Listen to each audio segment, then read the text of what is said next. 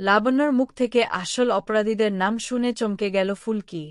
আমরা এমনটাই দেখতে পারব আজকের পর্বে, চলুন বিস্তারিত জেনে নেই। এদিক ওদিক ঘুরতে ঘুরতে হঠাৎ করে লাবণ্যর ঘড়িটা দেখতে পেয়ে যায়, যেটা নিচে পড়ে আছে। অংশুমান বলে, লাবণ্যর ঘড়ি? তুমি শিওর এটা লাবণ্যর ঘড়ি? তখন ফুলকি বলে, হ্যাঁ, আমাদের এটা এক্ষুনি ভালো করে খুঁজতে হবে। ফুলকি চিৎকার করে লাবণ্যকে ডাকছে। অরণ্য তখন ফুলকি বলে, ম্যাডাম, আপনি কি করছেন? আপনি চুপ করুন, শুনুন, আশেপাশে কেউ থাকলে তারা সতর্ক হয়ে যাবে। তারা সতর্ক হলে চলবে না, আমাদেরকে সতর্ক থাকতে হবে। ম্যাডাম, আমরা আস্তে আস্তে খুঁজে নেব। ফুলকি কাজের কথা বলছে, মা কালী বাড়ি যেন কোনো ক্ষতি না হয়। অংশুমান তারা আরেকটু জঙ্গলের ভিতরে যায়, যে দেখছে সে একটা জায়গায় কিছু ধাক্কা দেওয়া আছে, সেই পাতাগুলো সরিয়ে দিচ্ছে। লাবুর গাড়ির লক খোলা, দরজা খুলতেই দেখছি যে ফোনটা ওখানে রাখা আছে। তখন তারা ফোনটা বের করে অংশুমান সব দেখে বলছে, আমাকে এক্ষুনি ফোর্স জানাতে হবে, যাই করেই হোক না কেন।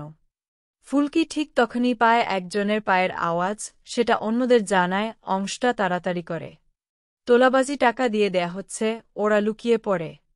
অপরদিকে যে ছেলেরা ওই গাড়িটা সামনে নিয়ে এসেছে, একজন সবাইকে বলছে এই গাড়িটা এক্ষুনি এখান থেকে সরাতে হবে, এবং বিশেষ করে পুলিশের হাতে যেন কোনোভাবেই না পড়ে, তাই তাড়াতাড়ি এখান থেকে সরাও।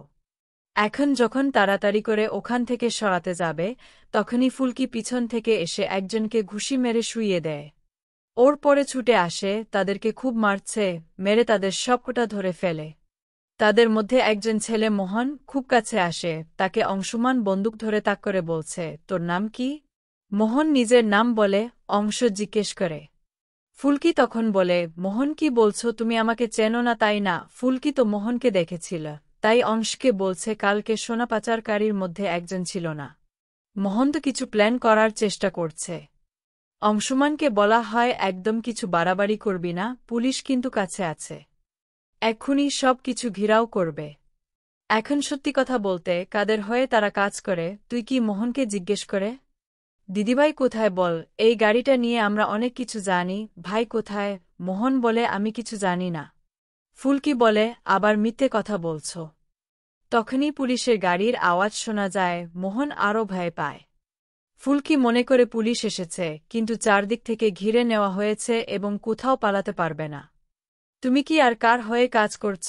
আর লাবণ্যকে কোথায় লুকিয়ে রেখেছ?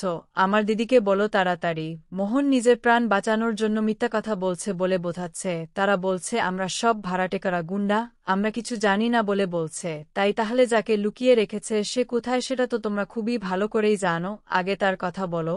ও তো মনে হয় মিথ্যে কথা বলেছে। ফুলকি রাওকে পুলিশের হাতে তুলে দিয়ে বাড়িতে গেছে। অন্ধকার পুরো। ফুলকি চিৎকার করে বলছে, আমাকে ডাক। অংশুমান তখন ফুলকে বলছে, আচ্ছা, এখানে কোনো গার্ড নেই? ওই লোকটা আমাদের মিসগাইড করল না তো? অন্ধকারে কাউকে দেখা যায় না, তাড়াতাড়ি করে লাইনটা অন করো। এদিক ওদিক তাকিয়ে বলছে, কাউকে দেখা যাচ্ছে না। ফুলকি তখনই লাবুর শাড়িটা দেখে। ফুলকি ছাপটে পড়ে দেখে লাবুর অজ্ঞান হয়ে মাটিতে পড়ে আছে। অপরদিকে তারা সেই জায়গায় চলে আসে, বাড়ি এসেছে, তাই গাড়ি থেকে নেমেই ঘরের আলো জ্বলে দেখে বলে তোর এসেছে, আলোচনা চলছে, তাই মনে হচ্ছে ফুলকি সেখানে পৌঁছে গেছে। চলুন এখান থেকে চলে, তারা কিন্তু আপনাকে সাবধানে রাখতে বলেছে, তাও খুব সাহস করে বলছে, মানে মোহন ধরা পড়েছে। চল এবার আমরা সবাই ভেতরে যাব, মুখোমুখি হব, তাই কখনো পিঠ বাঁচিয়ে চলে না। এই ফুলকি দাসকেরে সবাই মিলে ভেতরে যাতে বাড়ির বাইরে দাঁড়িয়ে আছে, ও বলছে আমাকে লোক জোগাড় করতে হবে। অপরদিকে অংশুমান ফুলকিকে বলছে, লাবণ্যকে নিয়ে এখনই আমাদের বাড়ি যেতে হবে, কারণ এটা মনে আছে যে এটা কোনো বড় গ্যাংজের কাজ, আমাদের কাছে কিন্তু কোনো ফোর্স নেই। তখনই তো লোকেরা চলে আসে, অংশুমানের মাথায় বন্দুক ধরে সবাইকে বলছে, হাত উপরে করো। আর আমরা তোমাদের কি করছো তোমরা? ফুলকি খুব সহজে বলতে বলছি, আপনি আমার চেনা, আমার নাম ফুলকি দাস। আর এই প্রশ্নটা তো আমাদের তোমাদের কাছে করা উচিত, তোমরা কারা? তোমরা আমাদের ভাইকে কিডন্যাপ কেন করেছ? যেমন অন্যায় করেছে তেমনি সাজা পেয়েছে, ওকে তো আমি শেষ করে দিতে পারতাম, কিন্তু দিনই আজ এই মাথা খারাপ আছে নাকি বন্দুক তাক করেছে? ভয় লাগছে না? হাত উপরে করো বলছে, তোমরা কাবু করবে আমাদেরকে। আমার নামটা ভালো করে মনে রেখো, ফুলকি দাস। আমাদের মতো শয়তানকে শায়েস্তা করতে আমার ঠিক 1 মিনিট লাগে। বলেই ফুলকি গিয়ে একেবারে প্রথমেই একজন গুন্ডার হাত থেকে বন্দুকটা ফেলে দেয়। এরপরেই মারামারি শুরু হল। অন্যদিকে খুব কাছেই গণ্ডগোল চলছে। এদিকে বাড়ির লোকেরা এসে কিছু ধোঁয়া বোমা ছুড়ে মারে ঘরের মধ্যে। সঙ্গে সঙ্গে পুরো ঘরটা ধোঁয়ায় ঢেকে যায়। তিওয়ারি তখন ঢুকে তাড়াতাড়ি করে ফুলকি ও অংশুমানকে বাড়ির বাইরে নিয়ে যায়। তাই যে লোকেরা ওখান থেকে বেরিয়ে যায়, ধোঁয়া কমতেই দেখা যায় ফুলকি কোথায় যেন হারিয়ে গেছে। কেউ কেউ সমালোচনা করছে, ফুলকি পালিয়ে গেল নাকি? অন্যদিকে ফুলকিকে গাড়িতে তুলে নিয়ে যাওয়া হয়েছে। ফুলকি তখন বলছে, ওই মহিলাটাকেই আমাদের খুঁজে বের করতে হবে। ওই মহিলা আমাদের দুই ভাইকে কেন কিডন্যাপ করল বলো তো? আচ্ছা দাদা ভাই, ওই মহিলার গতকালের সোনা পাচারের সঙ্গে কোনো যোগাযোগ নেই তো? অংশুমান বলছে, এখন বোঝা যাচ্ছে আগে দিদিকে নিয়ে হাসপাতালে যেতে হবে।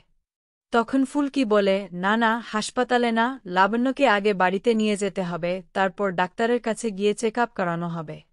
কারণ আমি জানি না এরা কারা আর কি কি চাল পেতে রেখেছে। অংশুমান তখন বলে, তুমি লাবণ্যকে নিয়ে গাড়িতে করে বাড়ি চলে যাও, সাবধানে যেও, ঠিক আছে, আমি ফোনে জানাব। ফুলকি লাবণ্যকে বুকে নিয়ে বাড়ির পথে রওনা দিল। লাবণ্য তখনও অজ্ঞান, ফুলকি কান্নায় ভেঙে পড়েছে। বলছে, এমনটা কিভাবে হলো? আমি কিছুই বুঝতে পারছি না। যদি সেই ওষুধটা বা গানটা ফেলে কিছু জানা যেত, তাহলে হয়তো বোঝা যেত কিছু। ফুলকি বিভ্রান্ত, মাথা কাজ করছে না। কিছুক্ষণ পর ডাক্তার কাকু এসে লাবণ্যকে চেক আপ করে একটি ইনজেকশন দেন। ডাক্তার বলেন, লাবণ্য এখন কোনো ঘুমের ওষুধের প্রভাবে অজ্ঞান আছে, বিপদের কিছু নেই। একটু অপেক্ষা করলেই ঠিক হয়ে যাবে। ফুলকি চিন্তিত হয়ে জিজ্ঞেস করে, আচ্ছা, লাবণ্যর কি হয়েছিল? কিছুক্ষণ পর লাবণ্যর জ্ঞান ফেরে। ফুলকি উদ্বিগ্ন হয়ে জিজ্ঞেস করে, তুই ঠিক আছিস? কেমন লাগছে? লাবণ্য ধীরে বলে, আমি কোথায় আছি কিছুই বুঝতে পারছি না। চারদিকে তাকিয়ে দেখে সে বাড়িতেই আছে। ফুলকি বলে, তুই এখন সেফ আছিস, আমরা তোকে ওদের হাত থেকে নিয়ে এসেছি। লাবণ্য যতদূর মনে করতে পারে বলে, আমি স্কুলের মধ্যে ছিলাম, তারপর হঠাৎ অজ্ঞান হয়ে যায়। মনে হচ্ছে ওরা পানীয় বা খাবারের মধ্যে কিছু মিশিয়েছিল। আজকে এই পর্যন্তই। আপডেট পেতে চ্যানেলটি সাবস্ক্রাইব করে রাখুন।